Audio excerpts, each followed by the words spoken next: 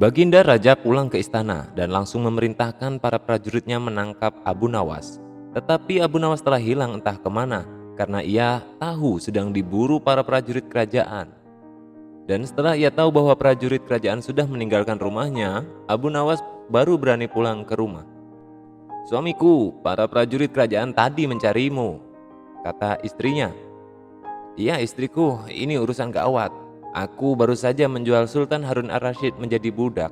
"Apa? Raja kau jadikan budak? Kenapa kau lakukan itu suamiku?" "Supaya dia tahu di negerinya ada praktik jual beli budak, dan jadi budak itu sengsara." "Sebenarnya maksudmu baik, tapi Baginda pasti marah. Buktinya para prajurit diperintahkan untuk menangkapmu," kata istrinya lagi. "Menurutmu apa yang akan dilakukan Sultan Harun ar-Rasyid kepadaku?" "Pasti kau akan dihukum berat." "Gawat, aku akan mengerahkan ilmu yang kusimpan." Abu Nawas masuk ke dalam. Ia mengambil air wudhu lalu mendirikan sholat 2 rakaat.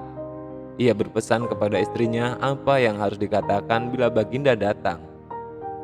Tidak berapa lama kemudian tetangga Abu Nawas geger karena istri Abu Nawas menjerit-jerit. "Ada apa?" tanya tetangga Abu Nawas sambil tergopoh-gopoh. Suamiku mati." "Hah? Abu Nawas mati?" "Iya." Kini kabar kematian Abu Nawas tersebar ke seluruh pelosok negeri. Baginda terkejut. Kemarahan dan kegeraman beliau agak susut mengingat Abu Nawas adalah orang yang paling pintar, menyenangkan, dan menghibur Baginda Raja. Baginda Raja beserta pegawai dan seorang tabib istana segera menuju rumah Abu Nawas. Tabib segera memeriksa Abu Nawas. Sesaat kemudian ia memberi laporan kepada Baginda bahwa Abu Nawas memang telah mati beberapa jam yang lalu. Setelah melihat sendiri tubuh Abu Nawas terbujur kaku tak berdaya, Baginda Raja merasa terharu dan meneteskan air mata. Beliau bertanya kepada istri Abu Nawas, "Adakah pesan terakhir Abu Nawas untukku?" "Ada Paduka yang mulia," kata istri Abu Nawas sambil menangis.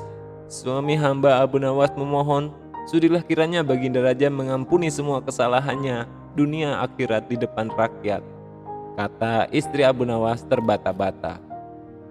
"Baiklah kalau itu permintaan Abu Nawas," kata Baginda Raja menyanggupi.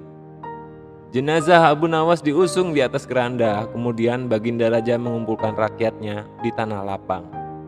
Beliau berkata, "Wahai rakyatku, dengarkanlah bahwa hari ini aku Sultan Harun ar-Rasyid telah memaafkan segala kesalahan Abu Nawas yang telah diperbuat terhadap diriku dari dunia hingga akhirat, dan kalianlah sebagai saksinya."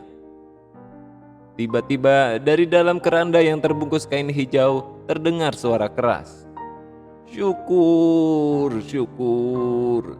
Ketika pengusung jenazah ketakutan, apalagi melihat Abu Nawas bangkit berdiri seperti mayat hidup, seketika rakyat yang berkumpul lari tunggang langgang, bertubrukan dan banyak yang jatuh terkilir.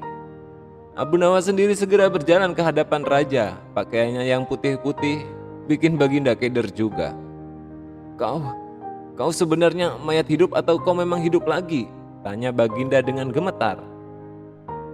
"Baginda masih hidup tuanku, hamba mengucapkan terima kasih yang tak terhingga atas pengampunan tuanku." "Jadi kau masih hidup?" "Iya Baginda, segar bugar. Buktinya kini hamba merasa lapar dan ingin segera pulang." "Kurang ajar, ilmu apa yang kau pakai Abu Nawas?" "Ilmu dari Maha Guru Sufi, guru hamba yang sudah meninggal dunia. Ajarkan ilmu itu kepadaku." "Tidak mungkin Baginda, hanya guru hamba yang mampu melakukannya. Hamba tidak bisa mengajarkannya sendiri." "Dasar pelit," Baginda menggerutu kecewa.